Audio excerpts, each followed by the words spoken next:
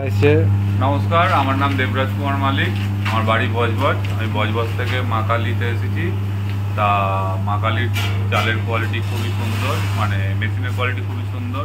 আমি ছোলা, বাদাম, তারপরে চাল, এইগুলো সব নিয়ে মটর, তো এগুলো সব ভেজে মেশিনটিতে আমি পরিষ্কারভাবে সমস্ত কিছু ভেজে সুন্দরভাবে দেখে নিলাম। কেমন লাগলো মেশিন? খুবই সুন্দর, মেশিনের কোয়ালিটি খুবই সুন্দর।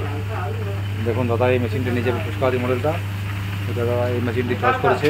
এই মেশিনে আমরা মুড়ি, চাউমিন, ছোলা, মটর, বাদাম সব ভেজে দেখালাম।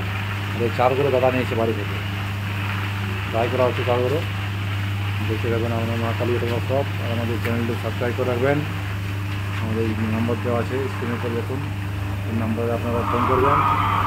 এই চালগুলো দাদা নিয়েছে বাড়ি থেকে 500 গ্রাম থেকে। যেখানে ছেলে নিতে হবে আর করে নিতে হবে, যাতে তিনটে পাঁচ দিয়ে করে, এই পাঁচ দিয়ে তিনটে প্রতিটা লস। কিন্তু ওই দাঁত দিয়ে আমরা দেখতে হবে যাতে শক্ত হয়ে যাবে। দেখুন এটা শুকোতে পারলে তো কোয়ালিটি আরো বেশি ট্রাই করা হচ্ছে।